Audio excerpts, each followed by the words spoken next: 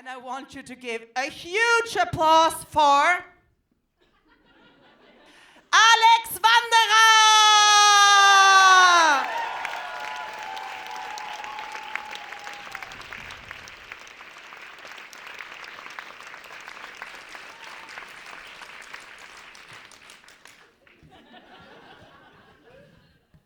Could have done that for me too.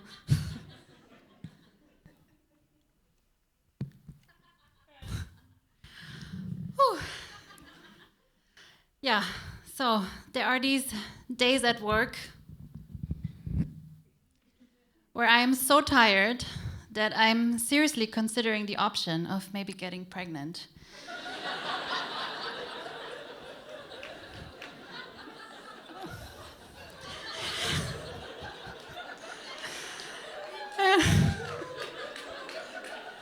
And having a baby just so I don't have to go to work anymore for a while. My boss actually did want to come tonight, and I'm really happy tickets are selling out so quick, really.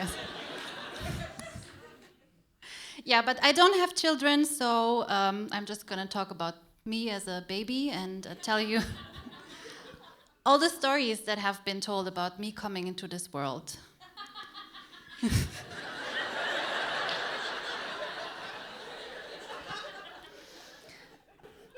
First up, I am the firstborn of my generation.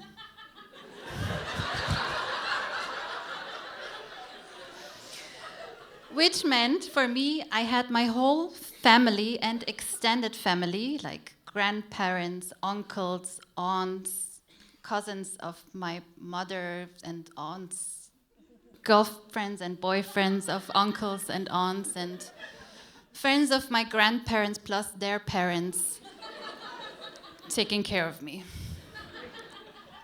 They gave me their time, their food, presents. It was wonderful, really. It was such a good feeling. I don't remember anything, but I remember this really good feeling of having a whole court to my service. If I didn't get something from one person, I just went to the other. I'm going to give you an example. I love to eat plums. I ate them a lot till I got diarrhea. Then my grandma said, "You're not eating any more plums," and I was sad.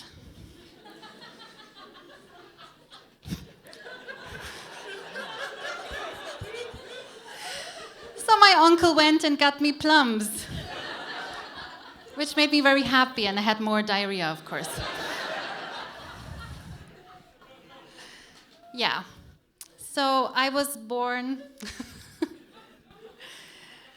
in the late 80s in Romania, and my mother said,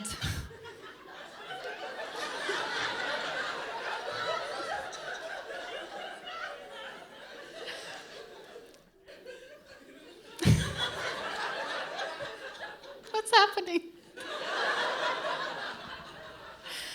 And my mom said that it did hurt giving birth to me.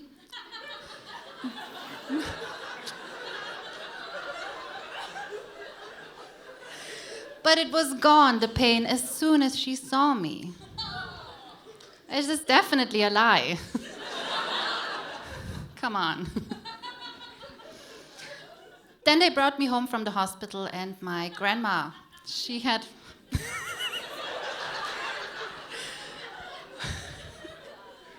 My grandma had washed all the baby clothes they have gotten their hands on, and she put them outside on a laundry line in the sun to dry. And my mom said...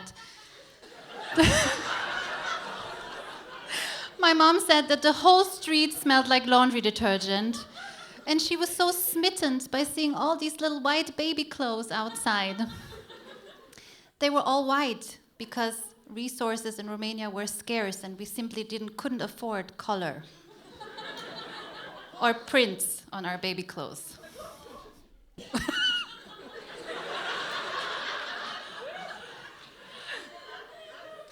I was literally wearing suit pants and a dress shirt for my first birthday. Because somebody made it for me, I think. Anyways, then they didn't know how to name me. First option was Ariane. To which my grandfather replied he cannot remember this name. Which translates to, I hate this name. Then they wanted to call me Adeline, but there was already an Adeline. She was the ex-affair of my soon-to-be godfather. And my godmother said she's not attending my baptism if I'm called Adeline. So they decided on Alexandra after my godfather Alexandru, the cheating one.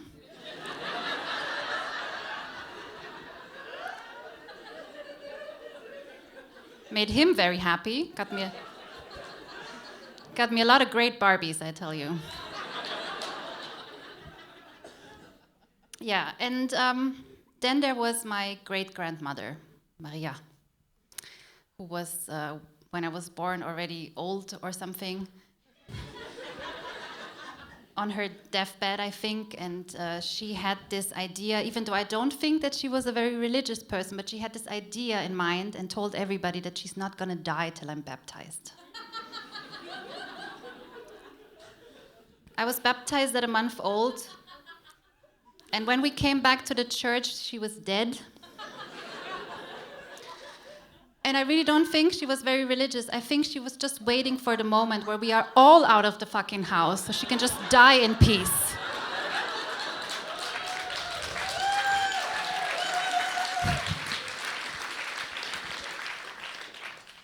And then we went to the restaurant and had my baptism party. Yeah, bodies were usually kept in the house for a couple of days. And we also used to take pictures with them. I don't know what it would look like today, but maybe something like this.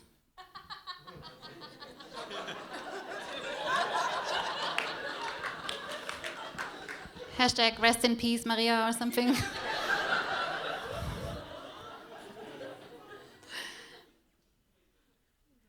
But I think the tallest tale my mother has ever told me was that I was planned. A Wunschkind. And even though I do seem like a dream come true,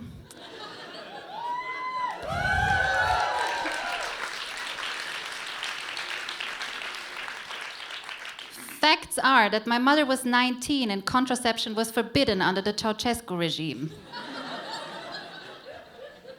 You could only get it at the bootleg market, next to your cigarettes, blue jeans, Adidas sneakers, gold jewelry, and soap and deodorant, and all the other basics you needed. It was not actually a market, but I like to imagine it that way because that's where my sweets came from as a child. What it actually was is just people exchanging and buying off each other what they took from the factories they worked at before. By taking, I mean stealing.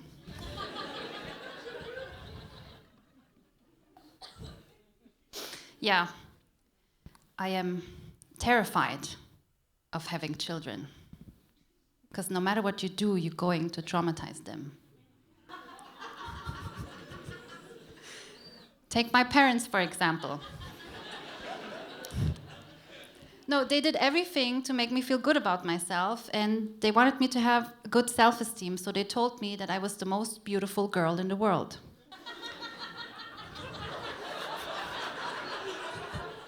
Since I'm like that tall, they told me that weekly. Alex, you are the most beautiful girl in the world. We love you so much.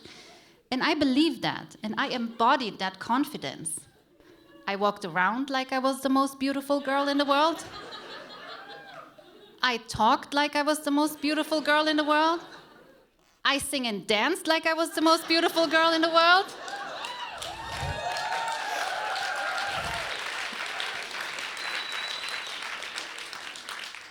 I changed my outfits 3 times a day. And I made sure to let my mother know if I thought that hers did not fit. Till came the day of my cousin Sandra, second born of the generation's, 9th birthday party in August in Romania, We were a bunch of kids. We were running around, playing hide and seek and whatever, and I cut the corner and I overhear my parents say to Sandra's parents that Sandra is so smart and so nice and polite and that she's oh so pretty. She's so beautiful. I was like, what? To be fair, Sandra was an A-grade student. She did grow up to be 180 and a model, but still. I went to my mother, and I'm like, why did you say that? Why did you say that Sandra's beautiful? I thought I was the most beautiful girl in the world. And my mom goes,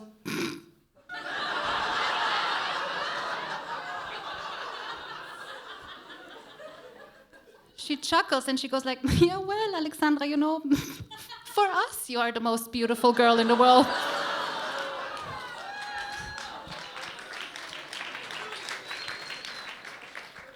Ten minutes later, we were taking the group picture. This is me in the group picture.